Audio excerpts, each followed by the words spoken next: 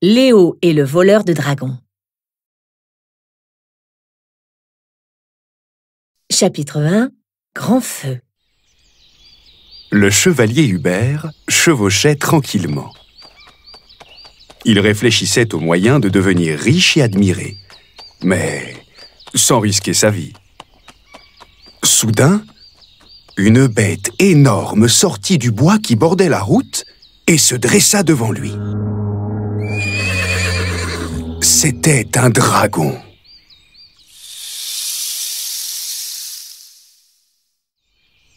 Le chevalier tomba à la renverse et se réfugia sous son cheval en suppliant « Pitié!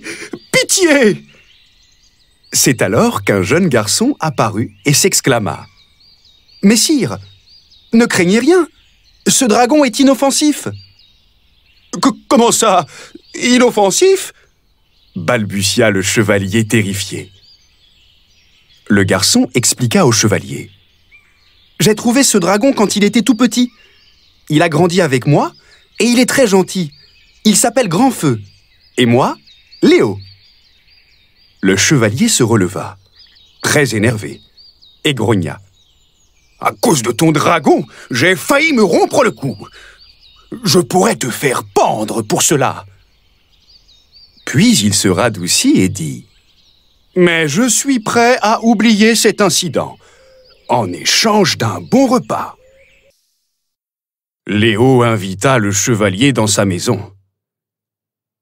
Comme le chevalier posait des questions sur Grand Feu, Léo sortit un sifflet de sa poche et dit fièrement « Regardez ce que je lui ai appris. » Léo siffla 3 coups. Aussitôt, Grand Feu se dressa sur ses pattes arrière. Puis, Léo siffla 2 coups. Le dragon fouetta l'air de sa queue et projeta une grosse bûche dans la cheminée. Ensuite, Léo siffla un long coup. Une flamme jaillit de la gueule du dragon et mit le feu à la bûche. Le chevalier n'en croyait pas ses yeux. « C'est très pratique !» plaisanta Léo.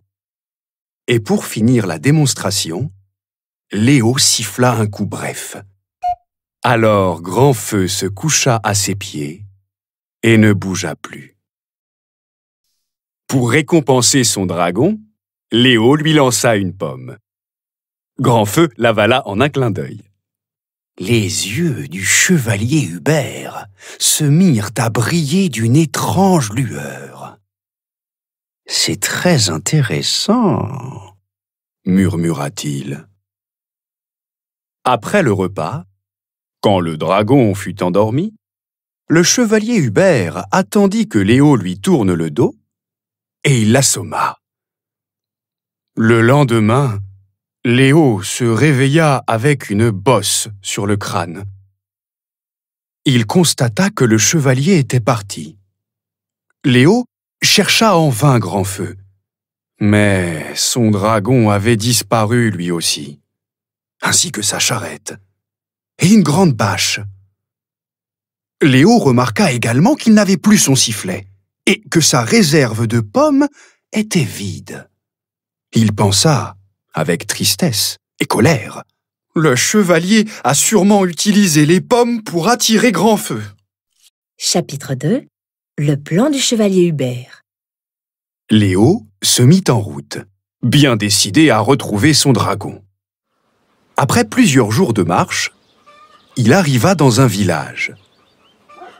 Les habitants étaient tous occupés à reconstruire des maisons à moitié brûlées. Léo demanda « Excusez-moi, vous n'auriez pas vu un dragon qui… » Il n'eut pas le temps de terminer sa phrase. « Un dragon !» s'exclama un vieux villageois. « Bien sûr que nous en avons vu un! Il a failli détruire notre village !»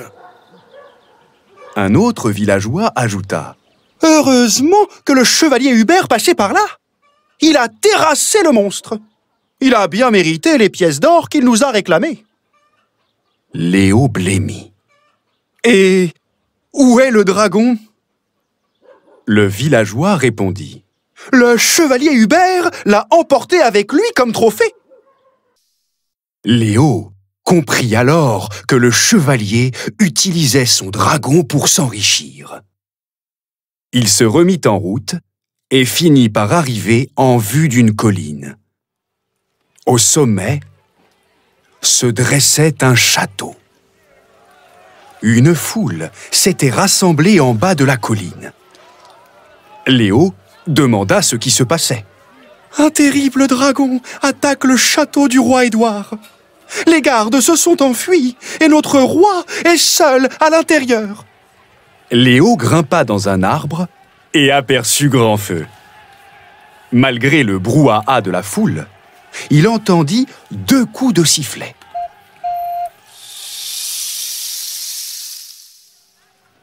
Aussitôt, le dragon fouetta le sol de sa queue et projeta une grosse pierre contre la muraille, qui se fissura.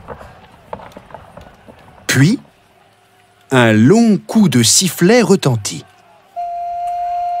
Alors, Grandfeu cracha une flamme immense sur la porte du château,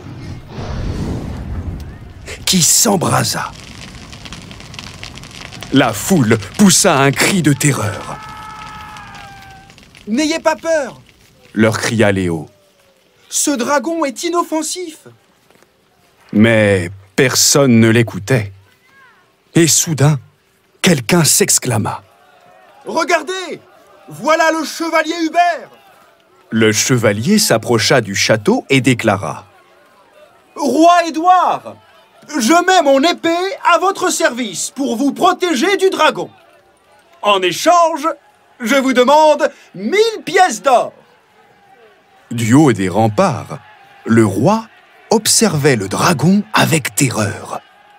Il répondit: « C'est d'accord. »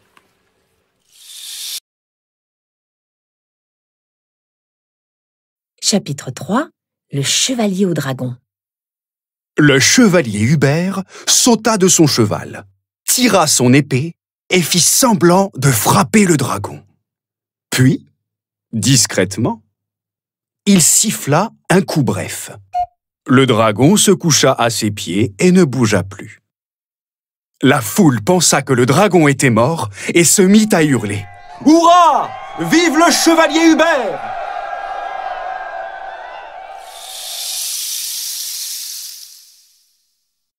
Le roi était soulagé. Il demanda au chevalier: « Tranchez la tête de ce terrible dragon. Je la veux comme trophée. Ensuite, vous aurez votre or. » Le chevalier Hubert haussa les épaules et pensa: « Bah, je suis riche à présent. Je n'ai plus besoin de ce dragon. » Il jeta au loin le sifflet. Puis, il saisit son épée à 2 mains et la brandit au-dessus de la tête de Grandfeu. Léo frémit. Il sauta de l'arbre pour aller ramasser le sifflet et siffla 3 coups. Le dragon se redressa brusquement et la foule poussa un cri de surprise. Puis, Léo siffla 2 coups brefs. Grandfeu fouetta l'air de sa queue et projeta le chevalier contre la muraille.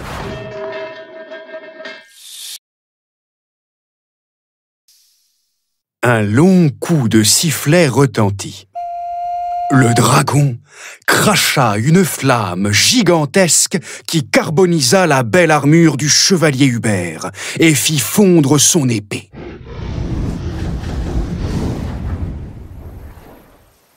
Léo rejoignit son dragon et s'écria: « N'ayez crainte, votre majesté, ce dragon est inoffensif. » Et il raconta toute l'histoire. Le roi écouta Léo et lui dit: « Tu as démasqué un menteur et un traître. Et tu as montré que tu étais un garçon loyal et courageux.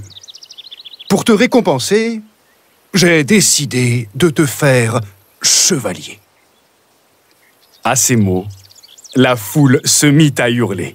« Hurrah! Vive Léo! Vive le chevalier au dragon!